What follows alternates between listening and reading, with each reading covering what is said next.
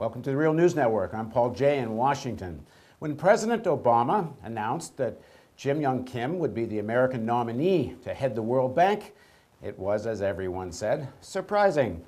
This was a man who was considered a leader in global healthcare reform, and not your likely choice to head the World Bank, an institution that's mostly been known as a lever of neoliberal economics in the development of in the developed world. Well, some people have suggested this isn't more than a change of image. And as I said, others think it might be a fresh direction. Now joining us to discuss and debate all of this, starting with Patrick Bond. Patrick joins us from South Africa, where he is the director of the Center for Civil Society, a professor at the university in KwaZulu-Natal in South Africa. He's also the editor of a recently released book, Politics of Climate Change Justice and Durban's Climate Gamble. And also joining us from Washington, Elaine Zuckerman. She's the president of Gender Action, which is the world's only organization dedicated to promoting gender justice in all international financial institution investments. And sitting next to her is Mike Weisbrot. Mark is the co-director of the Center for Economic and Policy Research in Washington. He's a regular columnist for The Guardian and a regular contributor to the Real News Network. Thank you all for joining us. So Mark, let's start with you. You wrote a piece where you said that the appointment of Kim is really a victory, you said, for progressive forces who've been pressuring President Obama to make such an unlikely choice. So what is your take on him, and why do you think this is a victory of sorts? Well, I think if you could look at it even just from the point of view of U.S. politics, you know, there were many millions of people who voted for President Obama who expected he would choose at least one person in his cabinet, something like Kim, and he didn't do that. So Kim is a very different type of person than anybody that President Obama has appointed to anywhere. Well, what is it about Kim that makes you think so? Well, it's just his track record. I mean, he was a co-founder of Partners in Health, which is a very progressive organization that has done amazing things in a number of countries, including Haiti, in bringing health care and fighting disease in poor countries. That's how he's spent his life. If you look at the last 11 presidents of the World Bank, they're people who spend most of their adult life trying to get rich and getting powerful. And they were insiders, and they were there to really pursue a U.S.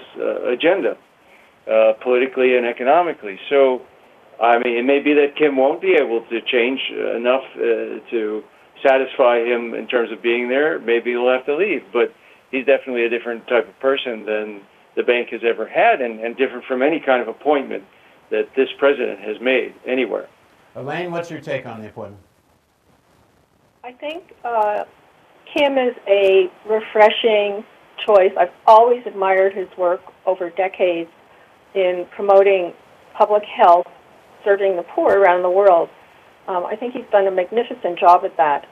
I do fear, however, that given that the World Bank professional staff consists of something like 90-something% of the staff being neoliberal economists, I do fear that Kim's voice could be drowned out, that he will not have the language to stand up to the mainstream neoliberal voices in the World Bank. It is a fear, it's a concern. I wish I'm wrong. I hope very, very much that I'll be wrong.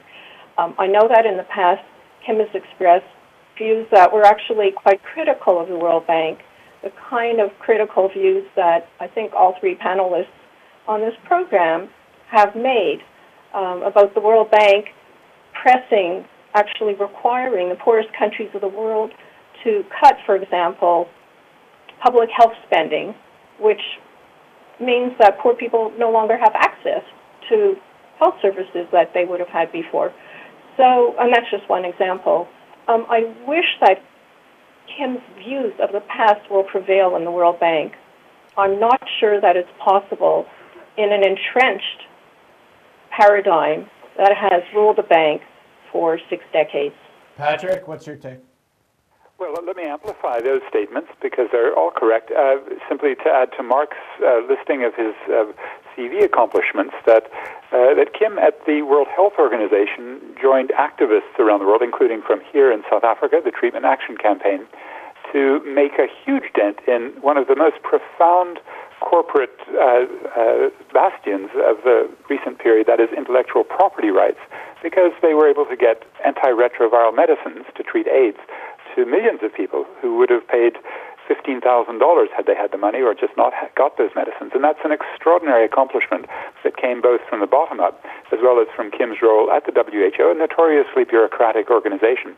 And I think to add to Elaine's concerns, one of the questions of his language is whether he's quickly trying to forget his prior left-wing critiques of the World Bank. And in the New York Times interview last week, as well as in his own interview at the World Bank, Jim Kim was practically apologetic about his earlier criticism and claiming with no real evidence that the World Bank had changed and was actually pro-poor.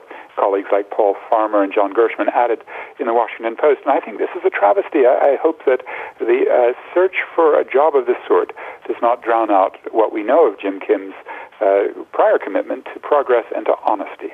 Well, you actually went so far, Patrick, you wrote very recently that the best thing he could do if he gets this job is resign. Well, I think the danger, the reason I wrote that, is the danger is that just like Barack Obama coming to power 3 years ago and forgetting all of his promises and legitimizing the bailout of Wall Street and ongoing U.S. militarism and the destruction of the U.S. Constitution, we may see Jim Kim re-legitimizing the World Bank and all of those activists around the world and all of the ordinary people who understand that the World Bank has been really a policeman for Wall Street, for the City of London, for the big banks all around the world, and the brain of neoliberalism. We'll be terribly disappointed if the momentum we've made to critique the bank is suddenly reversed with only a superficial change at the top, someone who is going back on his earlier beliefs for what appear to be opportunistic reasons. That would merit resignation pronto. Mark, what's your take on that, that this is more about image and rebranding than it is about change of policy? Well, I'm not really worried about that. I think that, first of all, the civil society groups that have been criticizing the bank will continue to do so. And so that's not going to change no matter who's in charge of the bank. They're still going to be doing bad things. And so, it will be a struggle. I mean, and Kim will have to fight against the members of the board of directors, the United States and its allies. But I don't think that would be a reason for not taking the job. I mean, look at if you want a comparison, I mean, look at the governments of Ecuador or Bolivia, for example, left governments in South America.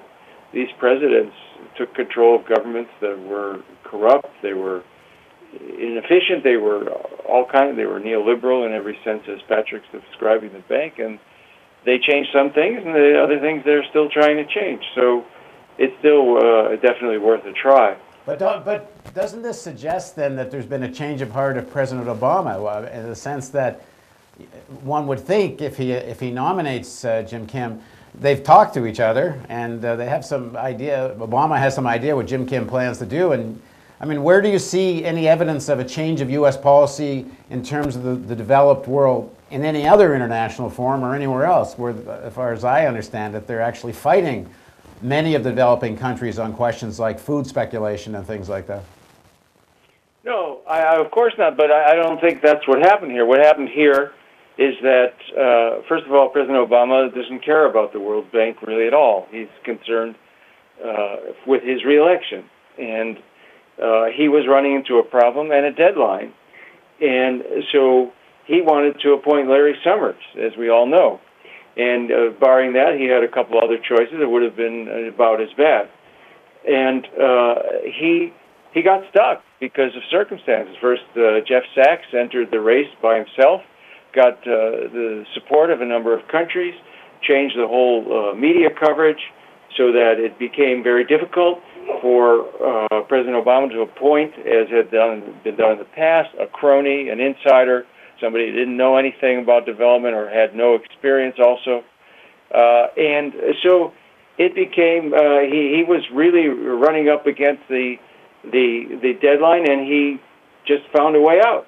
That's why it's so unusual and it really does stand out against all his other appointments. It was really circumstantial. Elaine, what do you make of this? There's a suggestion here this is actually somewhat more about rebranding Obama for the sake of the election, or is it about rebranding the World Bank, or is it more than just rebranding? I think that Kim's selection is definitely a rebranding at a superficial level, in that, hey, we have this development specialist with decades of experience fighting for the poor heading the World Bank. However, I still feel, besides already having mentioned that those neoliberal economists who prevail in decision-making in the World Bank are still going to have a very powerful voice, in addition, Kim, like every other World Bank president, will get his marching orders from the U.S. Treasury, from Geithner and Geithner's staff. Really, that's where the decision-making in the World Bank for the U.S. comes from. And the U.S., as you know, remains the largest voice in the World Bank decision-making process. And that decision-making will come from Treasury. Also, I'd like to agree with Patrick in having brought up, and Mark, the role of Wall Street and I'd like to say multinational, transnational corporations. I like to point out that really at the fundamental level of what drives the World Bank in its decision-making, one has to look at the role of transnational corporations, who are the winners of the World Bank's so-called competitive bidding contractual process, who win the bids to build the infrastructure projects, to supply all the goods and services for World Bank loans. They are the real winners. They are the beneficiaries. So far, they have been, rather than the poor people of the world. If Kim could reverse that process and really make the poor people the beneficiaries, as the World Bank claims they are, of World Bank investments, that would be an amazing change. But I fear with both the U.S. Treasury and corporations behind the World Bank, that's a very, very great challenge that will be hard to meet. Patrick, what would you like to see Jim Kim do to show that this is more than window dressing? I mean, as Elaine just said, he's actually going to have to, almost off the bat, start by defying the same people that just appointed him, or nominated him at any rate. But what would be some objective criteria for you that would say, okay, he's actually doing something different? Well, Paul, defying the 1% would be thrilling. And, of course, when he moved into Dartmouth College as president, he had a chance because there was hazing and brutal sexual harassment there. And he unfortunately just gave it a nudge, nudge, wink, wink. So we don't really have too much confidence in his willingness to stand up to power. But if you ask me seriously, I'd say it's to reverse what Robert Zoellick was doing under the guise of making the World Bank a green bank. He was actually financing more coal-fired power plants than at any other time in the World Bank's history. It went up to over $7 billion a year at peak, and the largest single project loan the bank ever made was here in South Africa, the Medupi coal-fired power plant. And of course, here in Durban, we just hosted the Conference of Polluters, we call it, the COP17, the UN Climate Summit in December. And we saw the World Bank actively trying to grab $100 billion a year potential fund, the Green Climate Fund.